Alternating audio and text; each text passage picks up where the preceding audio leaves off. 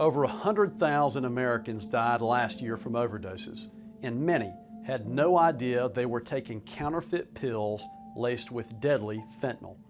I'm U.S. Attorney Michael Easley, here to remind you that it only takes one pill to kill.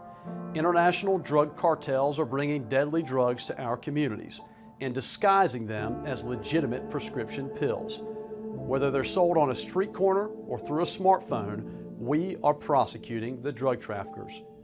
But we also have to raise awareness. Our Heroin Education Action Team is partnering with local schools and community groups to spread the word. If you or a loved one has been affected by the opioid crisis, please call the Substance Abuse Hotline. Your community is here for you.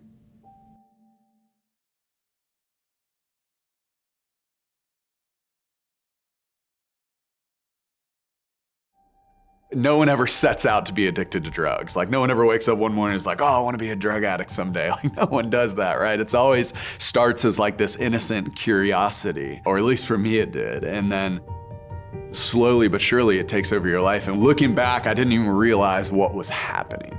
You know, like it was all fun and games. It was all hanging out with friends. It was all experimenting with new stuff. And then by the time I realized that it was more than that, in some ways it was too late.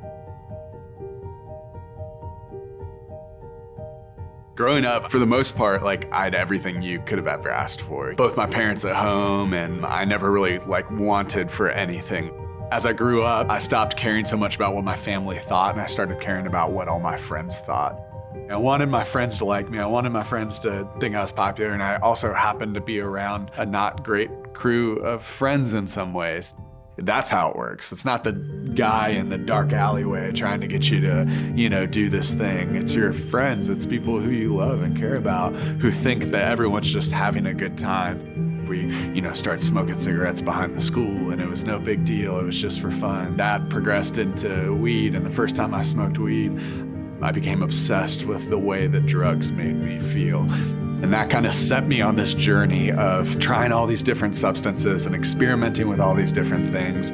To me, it was like just for fun. It was no big deal. It was something I did with my friends in a way to have a good time. I'd been told a million times, like, oh, if you do drugs, your life is gonna be over. You're gonna be addicted to drugs in, a week. And for me, I'm looking at my friends, I'm looking at the people around me who experimented, and they were fine, right? Like their lives weren't falling apart. They weren't homeless. Like this narrative that I'd been told, to me, it seemed like it wasn't true.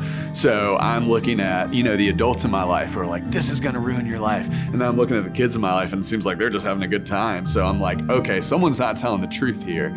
And I thought I knew who it was. So I kept going down that path, and the first time I tried opiates, I knew that that's how I wanted to feel all the time.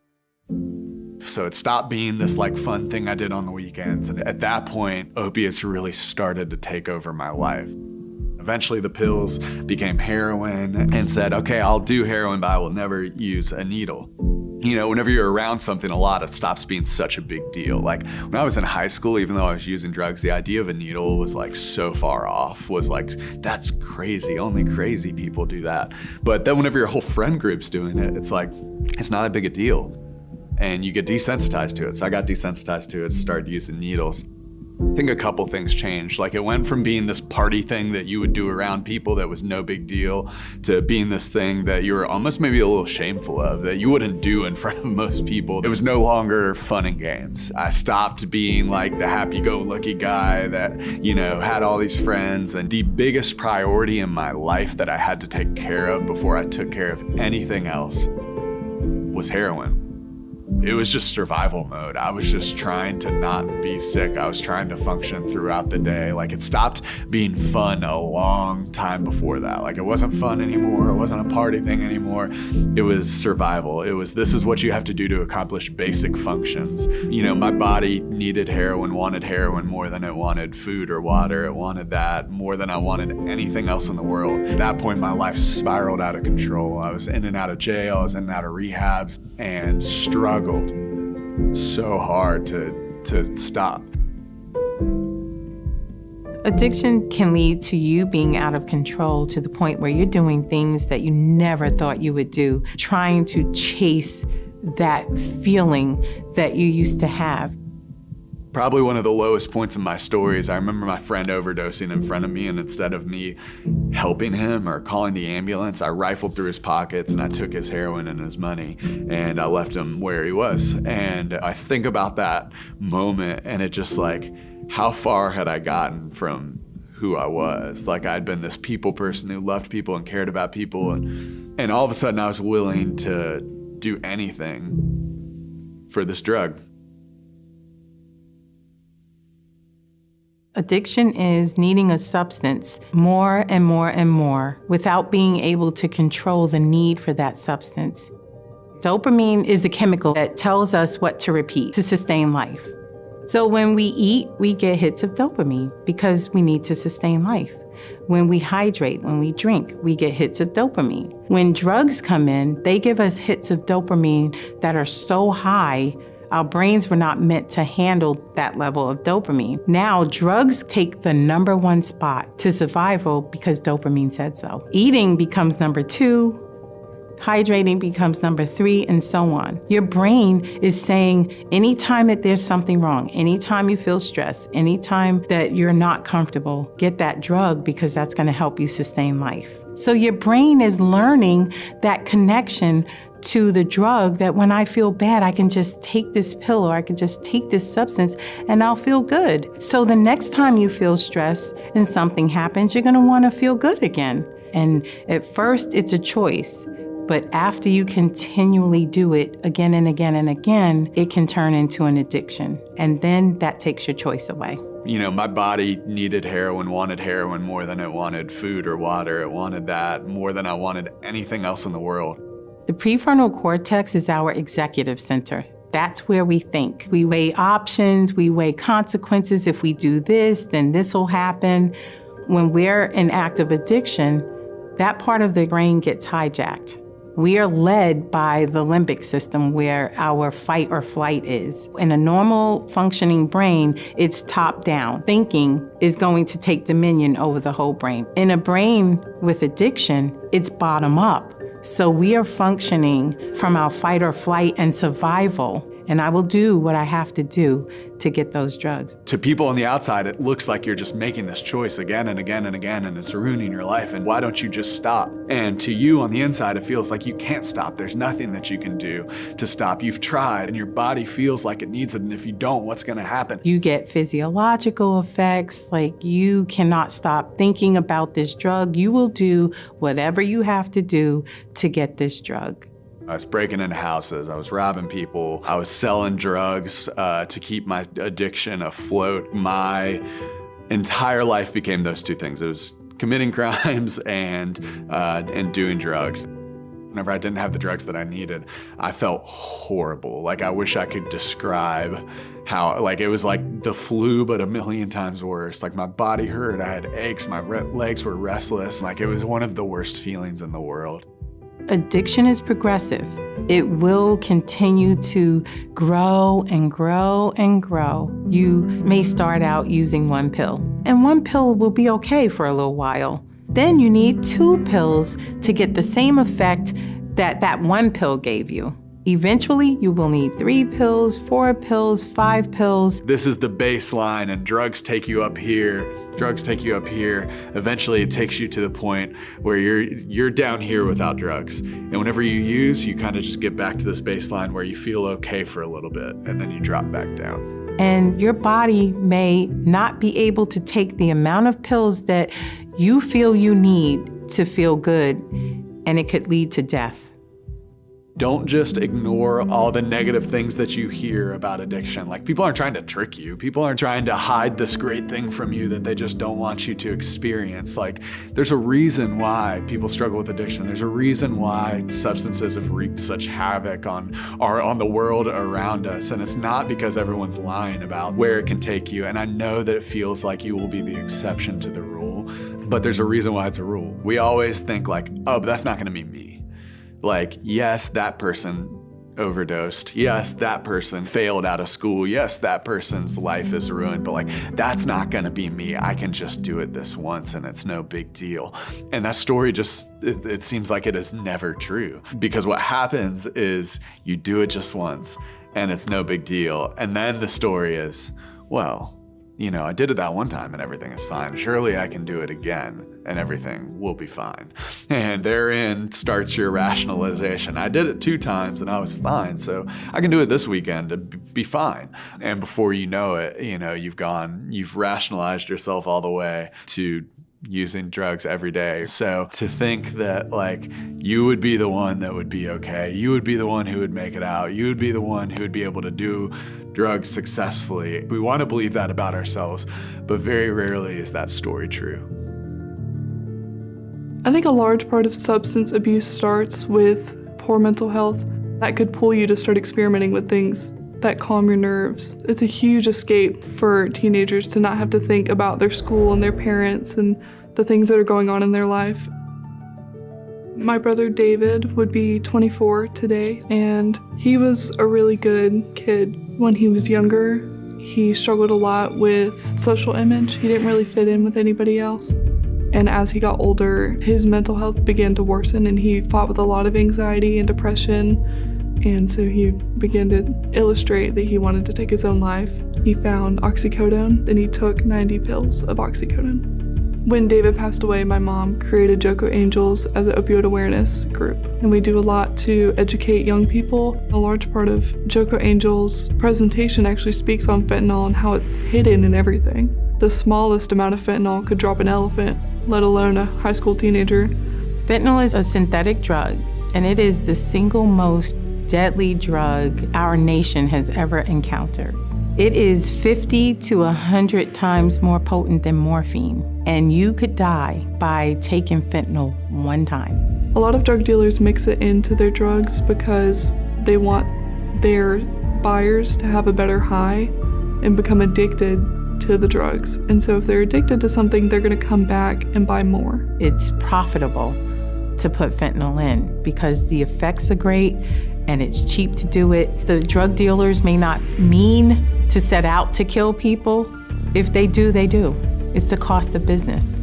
They don't care about your life. They care about profits and making money. When you're buying anything from anyone, or even if your friend is handing it to you, you have no clue what's in it. They're selling them online now, and they package it to look like Ativan. They'll package it to look like the Xanaxes. Do not buy pills online, no matter how pretty or attractive they look. They likely have fentanyl in them, and it could kill you with one try. The first time you try drugs could be the very last time, because no matter what, it could kill you. The vast majority of people that I used drugs with didn't make it out.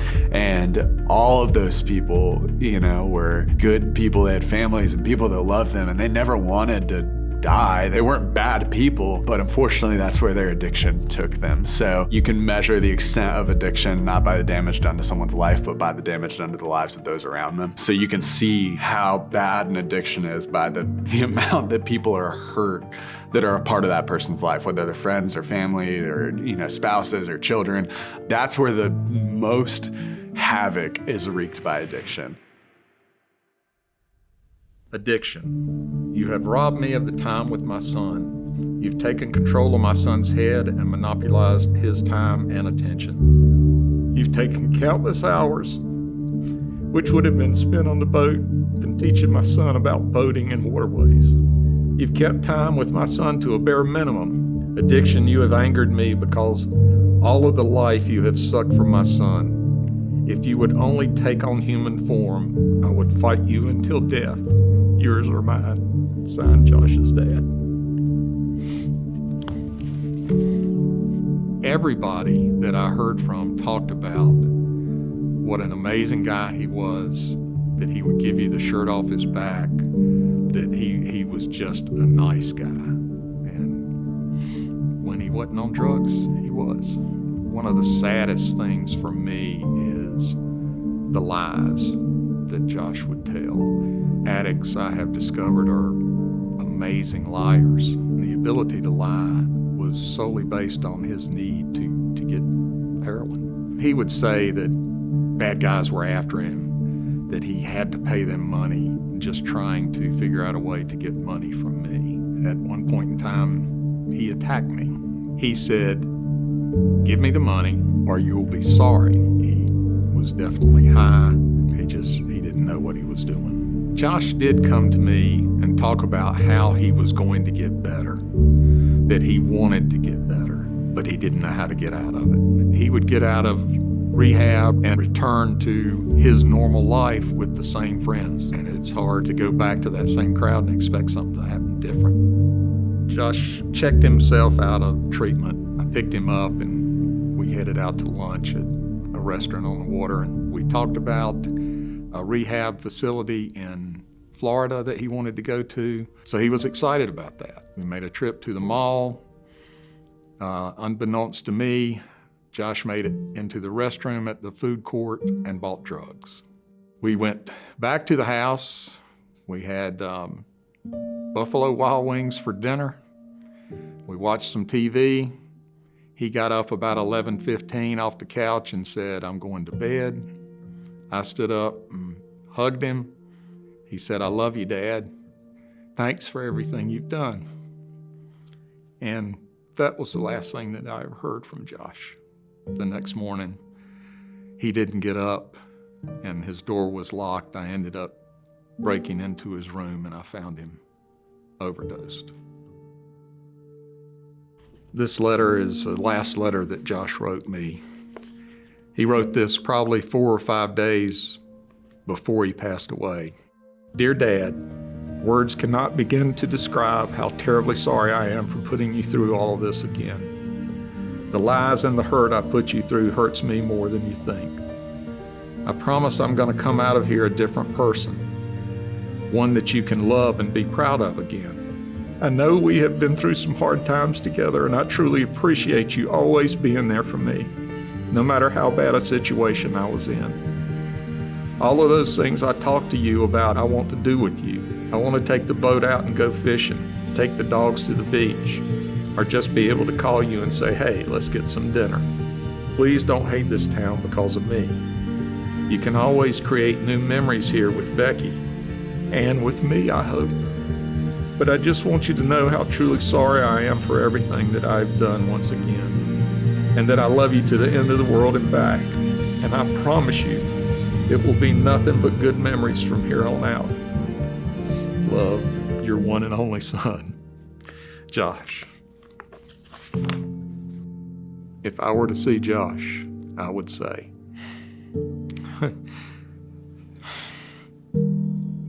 that I miss him, that I love him, that I think about him every single day,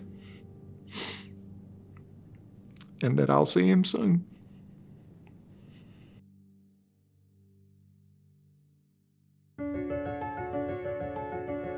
I knew that my life had gotten somewhere where I didn't want it to be, but I had no idea how to stop. And eventually, through all these rehabs and all these mistakes and all these struggles, I began to ask people for help. I began to open up, began to reach out. I met a community of people that loved me and encouraged me and pointed me in the right direction. I would not be alive if it wasn't for those people who I was willing to ask for help from and who were willing to help me. Don't ever feel ashamed about needing help. Addiction is very isolating, and isolation and boredom are really, really big triggers to do what? To continue to use.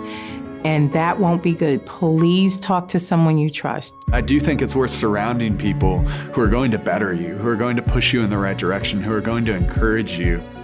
And not just people who are gonna, drag you down. By all means, be around people who struggle, but make sure that you're also around people who are pushing you in the right direction, and make sure that you're the one influencing the people who are struggling and not just them influencing you. Sometimes it doesn't seem like finding some good friends is gonna be the thing that really helps you or really changes your life, but sometimes that's exactly what we need. So now I've been sober since January 15th, 2012, and my life is completely different because of it. The thing that changed me was loving me. It was encouraging me. It was saying, hey, we care about you. We think you're a great person. That's why we want to help you. The life that I have now, I would never trade to go back to addiction. And I think that's a really important thing to find. And I think you can find it through a positive community and through exploring your dreams and your desires and what you want to do with your life. If you're feeling like you cannot talk to an adult, go online and look at some of the resources that are there for you.